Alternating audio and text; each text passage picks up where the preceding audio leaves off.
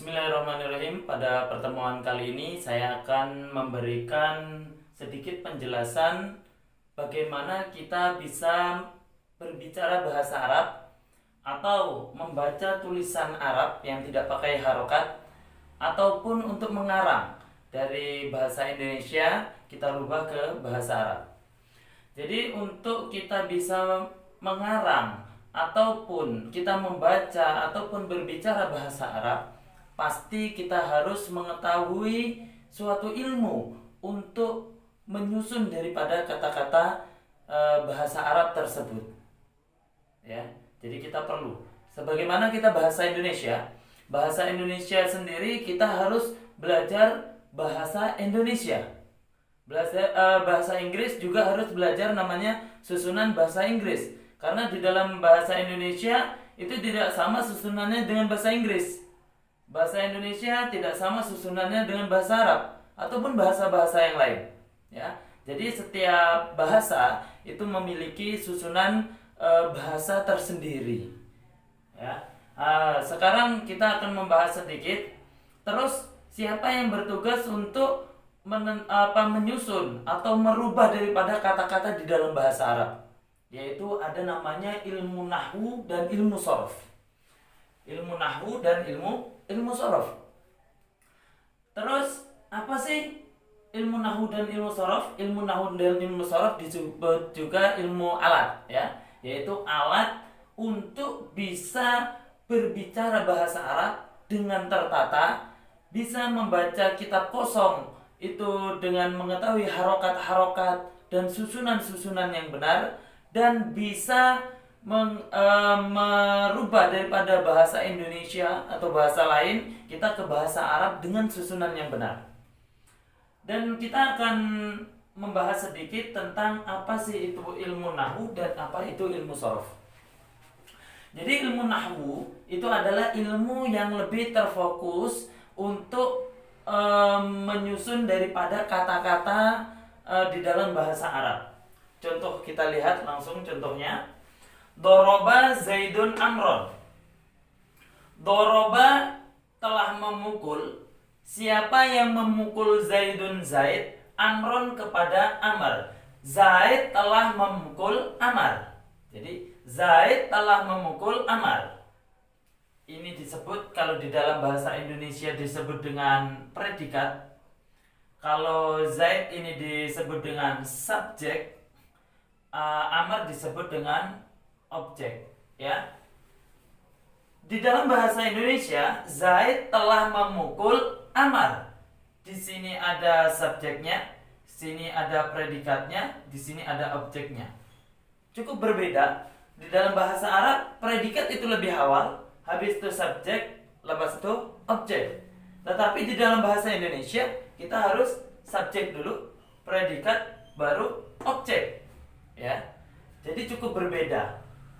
Inilah yang menentukan predikat di sini itu ilmu nahwu, subjeknya di sini itu ilmu nahwu, objeknya di sini itu ilmu nahwu. Jadi kata-kata ini yang menyusun adalah tugas ilmu nahwu. Oke? Jadi tidak boleh terbalik. Tidak boleh terbalik. Begitu. Ini nahwu menentukan kamu di sini, kamu di sini, kamu di sini. Tidak boleh sembarang kita membolak-balik. Jadi ini sudah ditentukan oleh ilmu nahwu. Kemudian yang berikutnya, ilmu nahwu itu tidak hanya menyusun, tetapi juga untuk menentukan daripada harokat akhir suatu kalimat. Kita sering membaca Bismillahirrahmanirrahim. Lafaz Allah harokat apa? Kasrah. Kemudian ada lagi Allahu Akbar. Lafaz Allah harokat apa? Dhammah.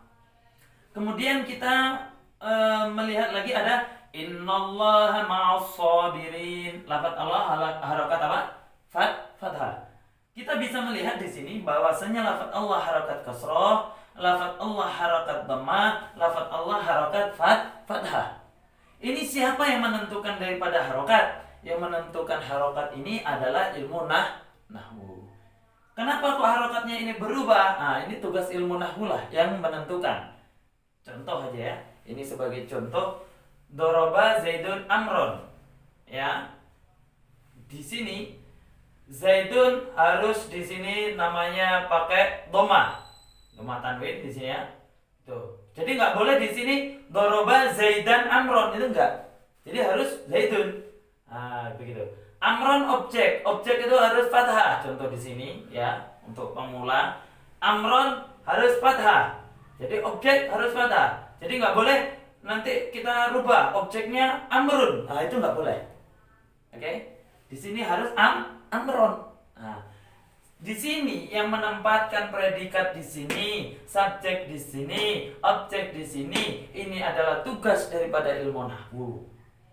Dan yang menentukan daripada harokatnya Zaidun kok nggak Zaidan, Zaidun di sini, Amron kok nggak Amrun, kok nggak Amrin, ya kan? Ini yang menentukan adalah ilmu nahwu. Terus contoh harokat di sini ada Bismillahi, lafadz Allah harokat kasroh, Allahu Akbaru, lafadz Allah harokat domah, Innallaha ma'as sabirin, lafadz Allah harokat fathah. Oke, kita tahu sekarang ilmu nahwu adalah ilmu untuk menyusun kata-kata, ya, untuk menyusun kata-kata. Sekarang ada satu lagi ilmu namanya sorof. Kalau nahwu itu secara bahasa artinya contoh, ya. Nahwu itu artinya contoh. Makanya kita membuat contoh-contoh ini. Oke, sekarang kita harus mengetahui namanya ilmu sorof. Sorof itu secara bahasa itu apa? Sorof itu artinya perubahan, ya, perubahan. Maksudnya apa? Yaitu merubah dari satu kata ke bentuk kata yang lain sehingga kita mendapatkan arti yang dimaksud. Ya. Contoh kita bisa lihat Fariha Zaidun, Zaid telah gembira. Lafaz gembira itu kalau kita rubah, contohnya gembira ada namanya menggembirakan. Di dalam bahasa Indonesia juga ada, ya kan? Tambahilah langsung tambahin belakangnya seperti itu. Di dalam bahasa Arab sama. Kita di sini ada fariha, itu artinya telah gembira atau gembira di sini. Tetapi untuk mekannya, menambahi mekan, di situ tambahin tasdid. Farroha Zaidun Amron. Farroha telah menggembirakan. Siapa yang menggembirakan Zaidun Zaid? Menggembirakan kepada siapa? Amron kepada Amar. Zaid telah menggembirakan Amar. Seperti itu. Jadi untuk merubah lafaz fariha ke bentuk farroha itu adalah tugas ilmu sorof. Fariha menjadi farroha. Contohnya di lafaz lain itu kotoa itu memotong. Jadi kalau ada di sini kita potong itu kotoa. Tapi kalau kita biasanya di dapur atau di mana itu kan biasa ada bawang tuh. Itu kita potong-potong, ya kan?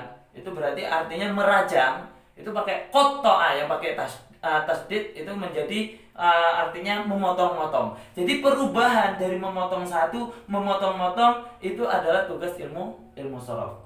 Kita lihat contoh di dalam tugas ilmu sorof juga. Fariha yafrohu, ya kan? Ini perubahan seperti ini, telah gembira, sedang gembira. Farihun orang yang gembira, mafruhun orang yang digembirakan. Ifroh gembiralah itu adalah tugas daripada ilmu sorof. Jadi perubahan dari satu bentuk ke bentuk yang lain untuk mendapatkan arti yang dimaksud itu adalah tugas daripada ilmu sorof. Maka ilmu nahwu dan ilmu sorof itu tidak bisa dipisahkan. Karena kalau kita membentuk suatu kalimat tetapi kita tidak bisa merubah mendapatkan arti yang dimaksud, maka bisa berubah artinya. Contoh kita di sini pakai apa harusnya fariha kita kasih tasdid farroha, ya kan? Maka artinya pun akan berubah seperti itu. Ya, ini adalah tugasnya ilmu sorof untuk mendapatkan arti yang dimaksud. Maksud kita ini Zaid gembira, berarti pakai fariha. Tapi kalau maksud kita Zaid ini orang yang menggembirakan, ganti, maka menjadi farroha, telah menggembirakan siapa? Zaidun Zaid menggembirakan ke siapa? Amron kepada Amar. Maka berubahlah maknanya dari fariha yang tadi gembira menjadi menggembirakan. Zaid telah menggembirakan Amar. Kurang lebihnya seperti itu. Itulah perbedaan daripada ilmu nahwu dan ilmu sorof. Ilmu nahwu dan ilmu sorof ini tidak bisa dipisahkan. Ini kedua-duanya adalah alat untuk bisa mengetahui susunan bahasa Arab, sehingga kita bisa berbicara bahasa Arab dengan benar dan kita bisa membaca kitab Arab yang kosongan, atau orang Jawa bilang itu kitab gundul, ya kan, itu, atau kitab kuning, itu biasanya itu kitab kosongan. Itu kita bisa membacanya, apa itu harokatnya, dia menjadi apa, menjadi subjekkah, menjadi objekah di situ. Kemudian kita juga bisa merubah dari bahasa Indonesia ke bahasa Arab, sehingga berbentuklah bahasa Arab dengan susunan yang tepat dan makna yang benar. Maka untuk pertemuan kali ini saya hanya membahas tentang apa yang digunakan untuk kita bisa berbicara bahasa Arab ataupun mengetahui tulisan Arab, ataupun kita bisa merubah ke bahasa Arab. Yaitu apa sih alatnya? Alatnya adalah ilmu nahwu dan shorof. Maka ilmu nahwu dan shorof disebut juga dengan ilmu alat. Alat untuk kita bisa berbicara bahasa Arab, membaca kitab Arab, ataupun merubah daripada bahasa lain ke bahasa Arab. Wallahu a'lam, kurang lebihnya seperti itu. Inilah sedikit penjelasan dari saya. Mungkin ada pertanyaan, boleh bertanya melalui WhatsApp saya yang ada di bawah ini, insyaallah ya. Assalamualaikum warahmatullahi wabarakatuh.